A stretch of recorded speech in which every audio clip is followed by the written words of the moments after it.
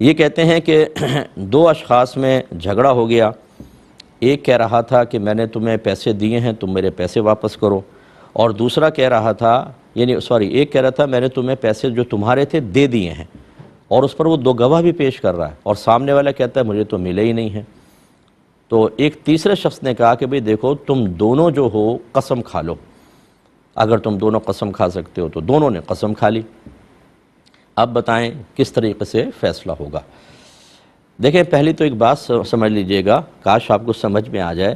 کہ جو معاملہ ترتیب کے اعتبار سے پہلے ہوتا ہے اس کو اصل کہتے ہیں، اور جو ترتیب کے اعتبار سے بعد میں ہوتا ہے اس کو خلاف اصل کہا جاتا ہے۔ جب کوئی شخص لڑکا ہو یا لڑکی، کیا وہ شادی شدہ پیدا ہوتا ہے؟ نہیں، تو ان کا غیر شادی شدہ ہونا اصل، اور پھر شادی جب کر لیتے ہیں تو یہ شادی کا معاملہ گویا کہ خلاف اصل ہے۔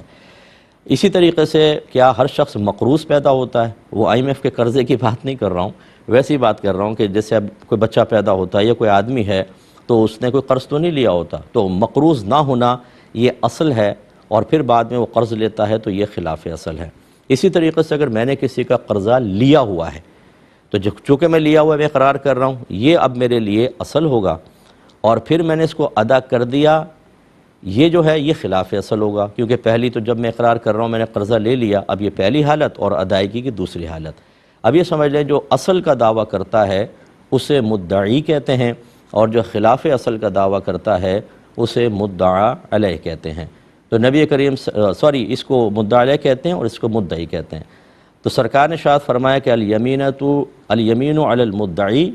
البینۃ علی المدعی والیمین علی من انکر، کہ مدعی پر گواہ لازم ہیں جو خلاف اصل کا دعویٰ کر رہا ہے، اور اگر وہ گواہ پیش نہیں کر سکتا تو فرمایا پھر مدعا علیہ پر قسم ہوتی ہے۔ اب اس میں کیا ہے، دیکھیں جس نے دعویٰ کیا کہ میں نے پیسے دے دیے،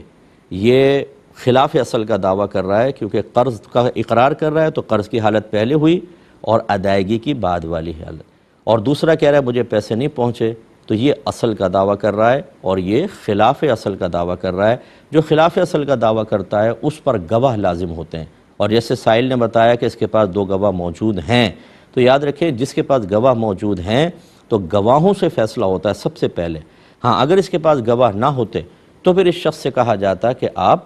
اب قسم کھائیے، تو ابھی یہاں پہ حلف نہیں لیا جائے گا دونوں سے، بلکہ اس سے پہلے کہا جائے گا جو خلاف اصل کا دعویٰ کر رہا ہے کہ میں دے چکا ہوں کہ آپ گواہ پیش کریں، اگر اس پہ گواہ پیش کر دیتا ہے تو بس اس کا انکار پھر قابل قبول نہیں ہوگا، پھر چاہے لاکھ قسمیں کھا رہا ہو،